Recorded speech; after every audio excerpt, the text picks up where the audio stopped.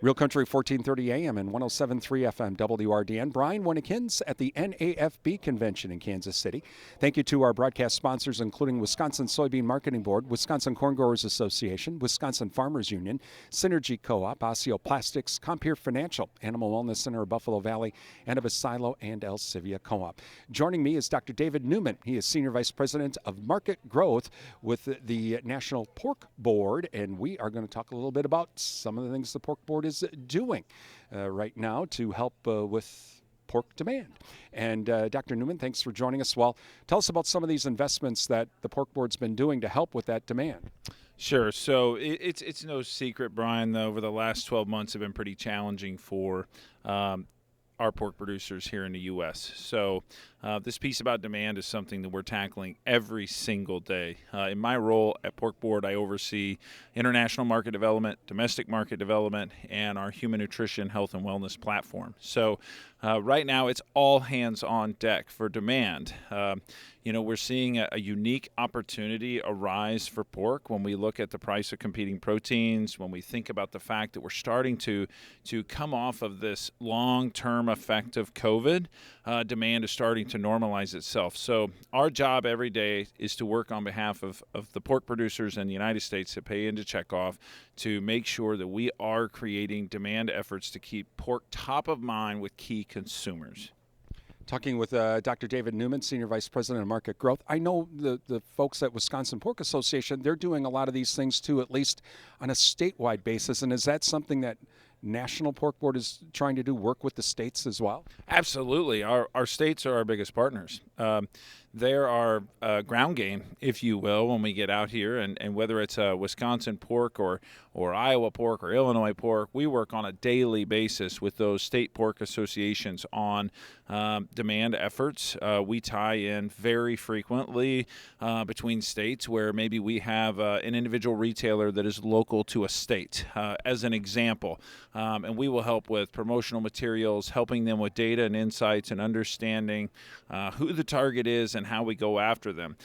We also have state pork associations who work in promotion beyond their borders. And the example there is you really need to fish where the fish are, right? And if you look where 80% of the consumption and 80% of the population of the United States is outside of pork-producing states. It's in states like California, Texas, Florida, North Carolina, moving up the northeast coast of the U.S. And so we really work hard to try to get a targeted approach on the consumer of the future and understanding who they are, where they are, and how we can make pork top of mind for them. After the pandemic, there was a real big focus on where does my food come from and how is it being raised or grown? And so how are the Pork Board, or how is the Pork Board doing that? The three pillars. Tell us about that. Is that part of this to try and address those concerns? Well, the entire world, as you well know, Brian, is radically different than it was 4 or 5 years ago. If you were to look at demand, for example, demand isn't altogether that different than it was in 2019, but we saw this surge.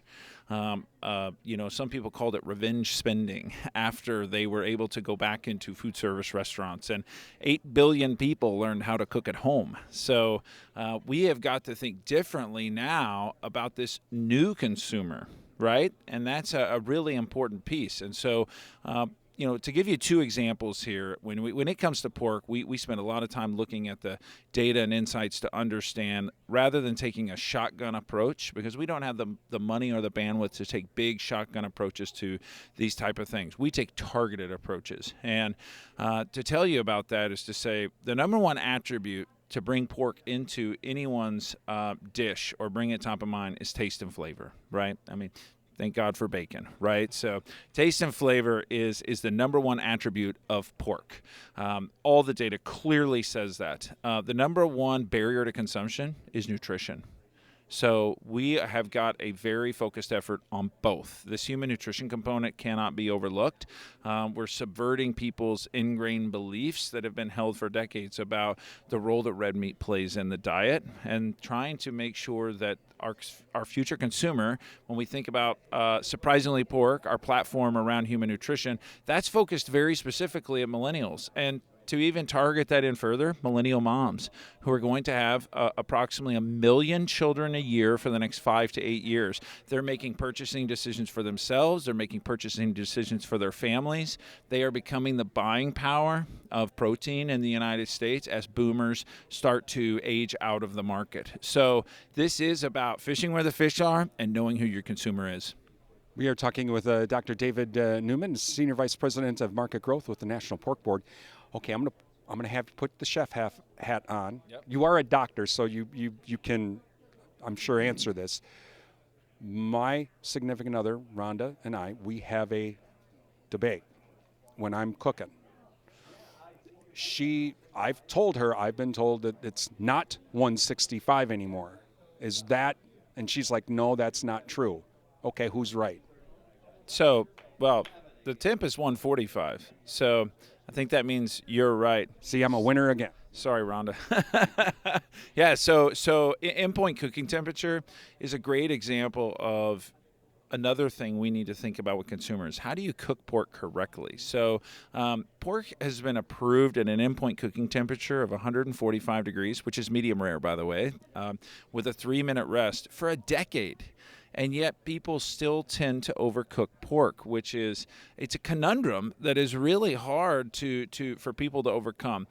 50, 60 years ago, we overcooked pork because of trichina, and there hasn't been a case of trichina in the U.S. in more than 3 decades. So this is about really helping people understand from a culinary perspective how to prepare pork is really important. And I mentioned that consumer, the future piece, millennial moms, Gen Zs, Alpha Beta, they're cooking differently than our generation's cooked. They're using pork as an ingredient. They're using air fryers. They're using sous vide. So they have got technology today. The way technology intertwines in your everyday meal can actually help control this temperature piece that we're talking about.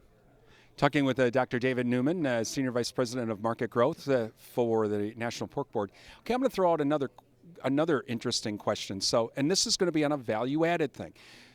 So during the summer fair season, Rhonda purchased a 4-H exhibitor's pig, and we had a process, and she kept the lard, and we actually rendered the lard, and so we've saved it for cooking. Now, my grandma, that's all she used. Right. Of course, then we kind of got into this, oh my word, it's the end of the planet, and you're going to, if you use lard, we're starting to see, though, that coming back a little bit. Is that kind of like this 165 versus 145? That, you know what, you can use lard, and that would be a value added for pork producers. Sure. Well, I can tell you, lard's a hard hill to climb, right? And this goes back to this nutrition piece about subverting people's ingrained beliefs. Certainly, where a huge opportunity lies for items like lard is in if you go into the pastry business and you go into a high-end pastry shop, something like this, they'll tell you there's nothing that cooks better than using lard. But finding value has always been the value of pigs, right? For decades, people have said, right, everything but the squeal. We utilize it all. Ears, skin, feet, even a lot of the offal. That's where a tremendous amount of the value in this business comes from, especially in the export market, is being able to sell absolutely every component of that pig with lard as an example. So, for my dream, of course, is that we convert everybody to all things pork, right? And lard even being one of them. The thing about lard, fat equals flavor. Right? And I mean, and I use cast iron. That's all I use to season my cast iron pans and pots. I mean, but it does make a difference, and that was the secret for Grandma with all of her baking. That's all she ever used. She never used Crisco. Yeah. Never. That was just like, we're not doing that. And my grandparents didn't have heart disease and this and that, but she also used it in moderation too. And I think it's the recipe. It's how you use it. Yeah, that's right. I mean, it's the recipe. It's how you use it. Listen, anything should be consumed in moderation, right? So even bacon, huh? Oh yeah. I mean, suppose. bacon and chocolate, you mix chocolate and bacon. I mean, come on. Yeah, it's a fact, right? I mean, bacon is an enormous driver of flavor. But when you look across the variety of items that we get in pork, and you were mentioning culinary aspects, we do partner programs with chef institutes, even to look at product innovation. That's some of the work we're doing in 2024. And what's interesting to me is when you talk to the culinary community and you say, describe pork, right? Tell me about pork. The words that come up are flavor, versatile, right? Across numerous dishes. So this fits well whether you're making ramen, whether you're making pork carnitas, whether you're making a bone-in pork chop. And so, as you know, an interesting point to this is a major primary consumer of the future of pork is the multicultural audience. They're going to have $6 trillion worth of spending power. Multicultural has been 90% of the growth of the U.S. population for the last decade. The nice thing about that is that we think about Hispanic, African American, Asian. They fit that younger generation target. Pork is culturally relevant to them. They think about pork as being flavorful and indulgent, and we need to make sure that we keep that top of mind with them and then remind them and inform them educationally with science-backed data that there is a healthy nutritional aspect of eating pork in their diet. That is Dr. David Neuman, Senior Vice President of Market Growth with the National Pork Board from NAFB. I'm Brian Winnikins.